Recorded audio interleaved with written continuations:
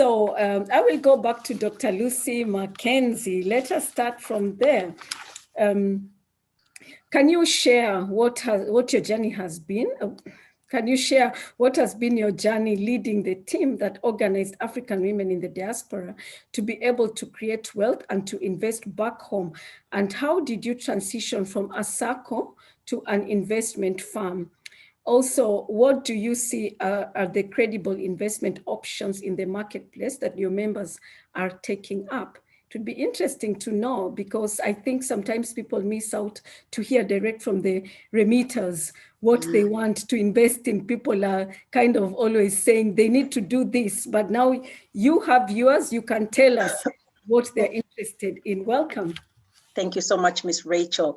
And yes, the diaspora story becomes incredible every year. And even during the time of COVID, we've been able to remit over 300 billion shillings into Kenya.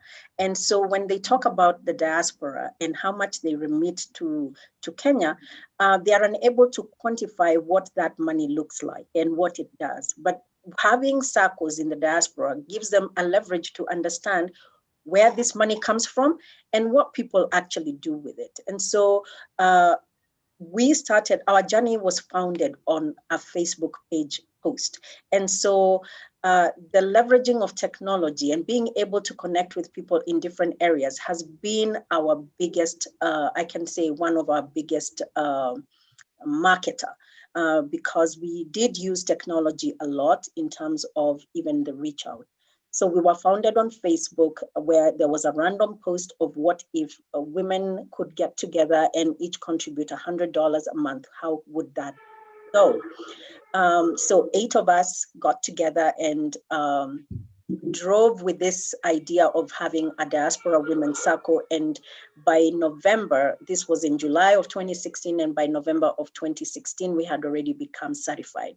The reason why I say that we are 4 years and 4 months old is because we actually opened to new members joining the Sacco on March 7th of 2017. And so we've seen tremendous growth, and the time was right. If you become an organization and you are organized in terms of being able to be transparent and you're able to be accountable to your members, because of the trust issues that diasporans have had there, they've been wounded many times, where their finances have been captured by people who come and sell scrupulous things and ideas to diasporans. And we send in our money to these projects which never materialize. Yet nothing happens to these people. So the diaspora needed to have an avenue where they can be able to invest in products back home that have been well vetted, where you have spent time to know this person who is the vendor that is coming to sell to your members. Have they paid their taxes? Have they cheated people in the past? Have they done all the right things? Are they a fly-by-night company? Or do they have roots and are well-grounded in Kenya? And so for us, the idea of the Sacco became even more profound, understanding how many women had lost money doing this kind of investments of things that did not materialize.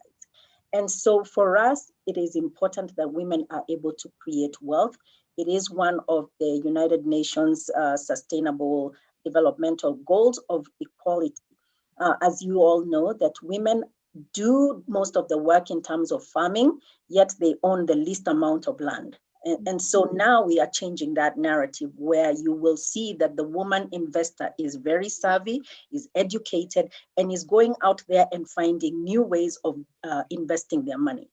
And so for KNADS, what we have seen is that because the companies that are like mutual, the ones that offer us the CMA, being able to invest in the stock market, because they've been very silent, and the people who sell land and who sell buildings, apartments, are very loud in the diaspora. They come out and they tell us what they are selling and what is available. And so for diasporans, you find that many of us are buying land Sometimes we don't even know where this land is. So this becomes, yes, we have assets, which are dead assets that are not necessarily generating us any income, but yet we could be investing probably in stock, in the stock market or in money market funds, or instead of taking the big risk of being the realtor, you invest in real estate where you can diversify your portfolio. So those are some of the other new things that we are finding as diasporans. Those markets have not been exposed to us, but we are going after them seriously. And so we want our members and the diaspora, because we do have a lot of money. They talk about it all the time. They say we are bringing 300 billion, but we can't go to Nairobi City or even many of these big cities and point, this 300 billion that was sent last year, this is what it did. We find that our government continues to take loans from outside sources. Why would they not take those loans from us diasporans who are already generating a lot of revenue back to the country, and they can pay us the interest? We are not going to be greedy. We will give them a reasonable rate, and they will be paying it back to us who are Africans and Kenyans, to speak about Kenya. So that is what I can say, that there's lots of areas where we need to come back and invest. Agribusiness is a great area where we can invest, but we don't want to go and become cultivators and just sell the fruit. No, we need to add value to that product so that when we sell it to the outside market, we get better returns even for the farmers. Right? Being able to also invest in the stock market, be trained, bring these people who are educating, the people from the CMA, the people from the Nairobi Stock Exchange, bring them to the diaspora to explain and teach us diasporans other ways that we can invest and be able to generate money while we are sleeping. Because in order for us to make wealth, our money has to be our employees to go out there and make money for us. And it cannot make money for us sitting in the bank getting 2% interest, whereas the inflation rate is already at 6%. That money is not going to do us anything. So we need to be creative and find innovative ways, and even collaborate with other Saccos and other organized institutions to do big things and take on big projects. So that's what I would say for right now. Thank you so much, Rachel. Amazing, amazing. It's so good always to listen to you. And you have heard now, talking about Kenya alone, 300 billion shillings is it's a huge amount. It's not a joke. And also you have touched on the issue of loans in Kenya and if diaspora could lend. We need to, what do you think about this? That you see this money, Dr. Mckenzie, we have not sat together and said, we Kenyans this year, we are remitting $300 billion. It's the money which maybe some people have invested, some are remitting to their parents for their upkeep. Really, it's really small amounts. It's 50 euro, 100 euro, but because we are estimated to be about 3 million Kenyan diaspora, so that sums up to a very big amount. Yes. So you have lived in the diaspora many years, like many of us here. The struggle is real, and we know that it's not the big players, the people with a lot of money who are investing back in Africa, because normally, even in the diaspora, when you have huge money, you want to invest in the host country where you can trust the systems. So the remittances which are sent back to Africa collectively are many. How do we help the people, knowing that they are struggling sometimes in the diaspora to get this money? How do they divide it between putting that 100 euro in a Sacco and still supporting their family? Because I think those are some of the things that diaspora are looking for. Yeah, because the money will generate. Like if I put my money in a new Sacco, I will wait for a while before it starts coming. And in retrospect, it will support my family. That passive income is the one I can maybe convert it to be their remittance. So what do you say about that from your members? How are they going about this? Okay, so what we have found, now I'll talk about women. Women, we have this place that we put money that nobody knows about. So when something good comes to being, they are willing to take that money out of that pot and put it into a good investment. And so some of the things that we are seeing our members is that they are moving also to invest on their own behalf, other than just putting the money in the Sacco.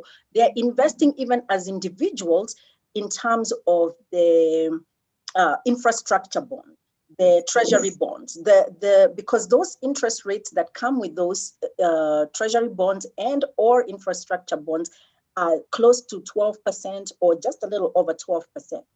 If you put that money in your bank account, you're not going to make that kind of money. Okay, so you will find, and the fact that it is giving them interest twice a year, that is very encouraging. So if you put in you tighten your belt and you say, I'll put in this $500 towards an infrastructure bond, but every 6 months you're going to be getting a return on that money. So that is another avenue that we have seen, other than them just investing in land and apartments. And I do remember you asked me a question of how did we transition from the Sacco to an investment arm. We actually did not transition. Saccos are primarily for savings and credit. And our members who are in the diaspora are not really into borrowing small monies. But they also want to invest in big things. So the investment arm of KNADS Sacco is KNADS PLC, which vets people who are vendors who are wanting to come and sell to our members. And it also gives the Sacco, the members who are members of the KNADS PLC, an ability to invest in things other than just apartments. They can now go into if they want to get into manufacturing, they can collectively be together and raise the money and be able to do that.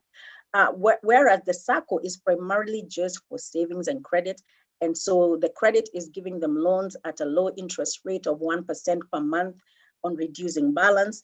And so we have seen that our members have done an uptick in how they take their loans to not only improve maybe their parents' home or their own personal homes, but also put up apartment buildings where they can be able to rent out to the community. So they are creating jobs.